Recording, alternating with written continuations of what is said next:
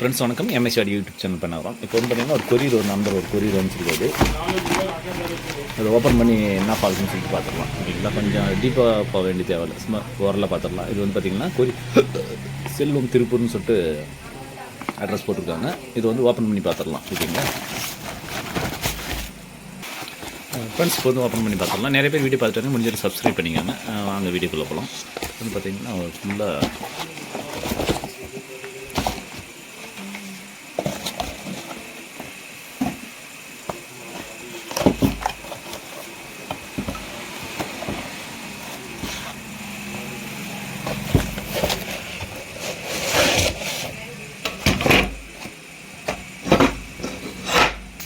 Friends, இது வந்து பார்த்திங்கன்னா கஸ்டமர் சொன்ன கம்ப்ளைண்ட்டு ஒரு சேனல் மட்டும் கரகரன்னு வருது அப்படின்ற மாதிரி சொல்லியிருந்தாங்க. அது வந்து என்னென்னு பார்த்துடலாம்.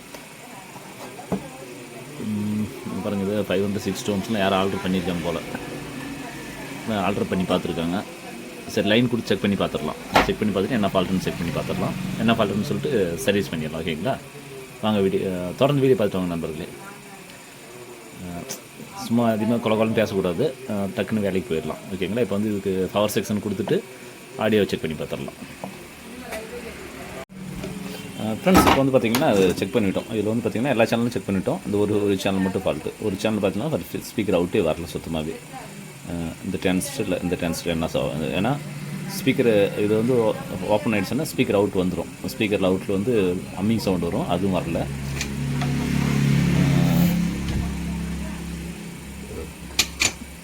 லைட் எரியுது.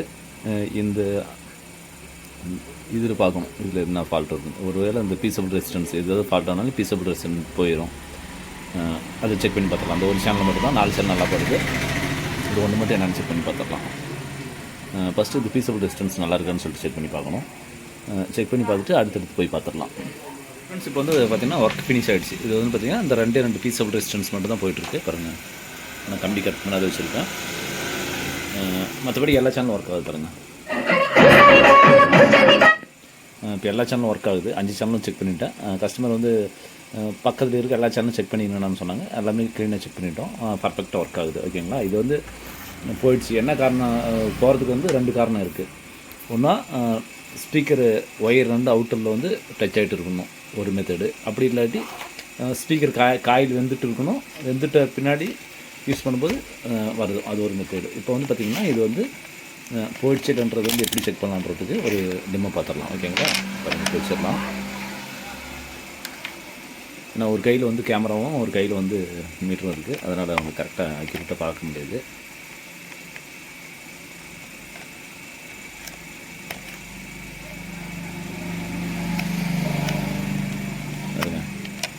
எந்த ரியாக்ஷனும் இல்லை, எதுவுமே காட்ட மாட்டேங்குது. பாருங்கள், எதுவுமே காட்ட மாட்டேங்குது. மல்டிமீட்டரில் இது வந்து ஷார்ட் கட்னா தான் நல்லா இருக்குன்னு அர்த்தம். 0 காட்டுது. அதேமாதிரி இதுவும் செக் பண்ணிடலாம். ஏன்னா அது ஒரு சைடு போய்ட்டு ஒரு சைடு இருந்தால் கரகரன்ற மாதிரி இறைச்சல் வரும். பாருங்கள், இது வந்து இதுவும் போயிடுச்சு. பாருங்கள், இது வந்து 0 தான் காட்டுது.